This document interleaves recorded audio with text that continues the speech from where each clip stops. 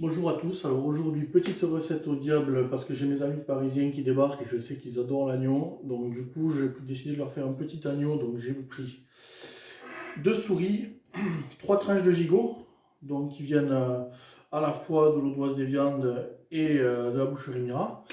Ensuite on va mettre dedans du citron confit, des olives, donc des olives violettes, tout achetées sur le marché à Castellandari, de l'ail, donc on va chemiser, de l'huile d'olive donc qui nous vient comme d'habitude donc de Montmort de chez la famille Coulon. Ensuite du sel, du poivre, du cumin et des branches de thym frais du jardin. On va mouiller avec un peu d'eau pour pas que ça sèche.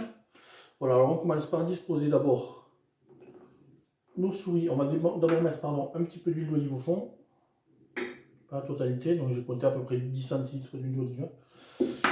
On va bien l'étaler au fond pour pas que ça accroche. Donc nos souris d'agneau, on dispose à l'inverse. Ensuite, nos tranches de gigot. Voilà. Alors maintenant, on va commencer par préparer le citron confit. Donc les citrons confits, ce qui est intéressant dans les citrons, c'est surtout l'écorce. Il faut surtout penser à enlever la chair. Donc, on tranche nos citrons en deux. On cure la chair. C'est ça qui donne l'acidité. Nous, ce qui nous intéresse, c'est vraiment le goût du citron. Donc quand vous prenez des citrons au marché, c'est quand même des citrons qui sont de qualité. La chair est très facile à enlever, contrairement aux citrons de grande surface.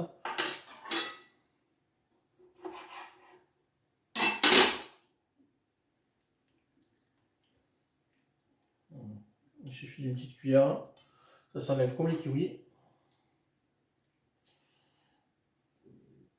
Donc ça, voilà. Ensuite, on va tailler nos citrons en lamelles.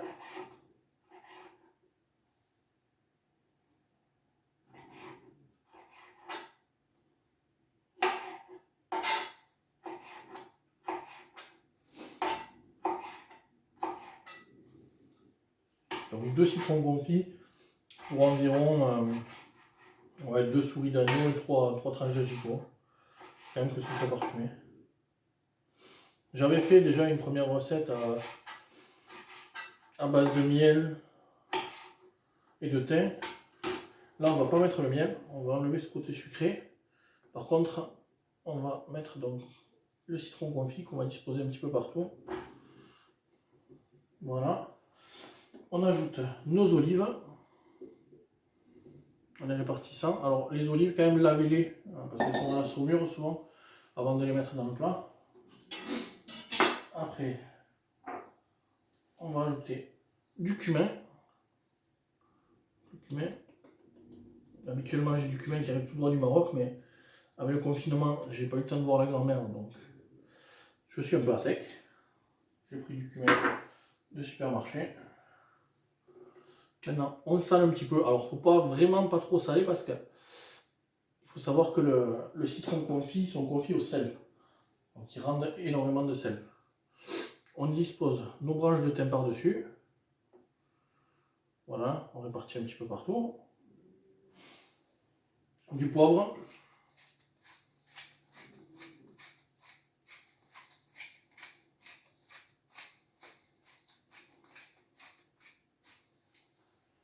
Ensuite, l'ail, on va juste le chemiser.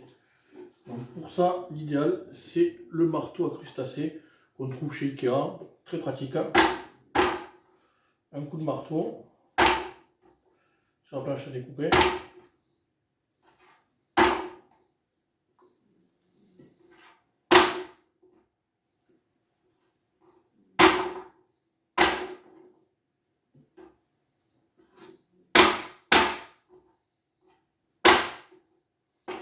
Voilà, ça au milieu, un petit peu sur les côtés, voilà.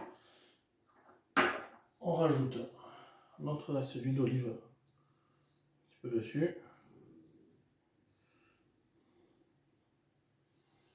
Voilà.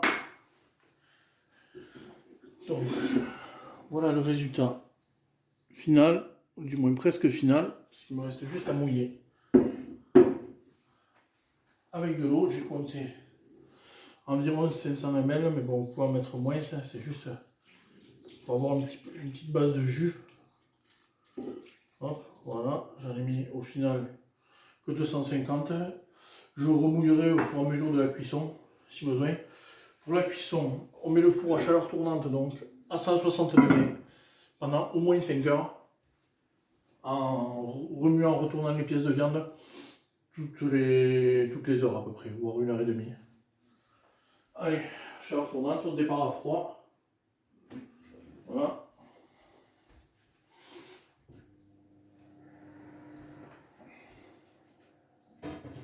Le diable dans le four.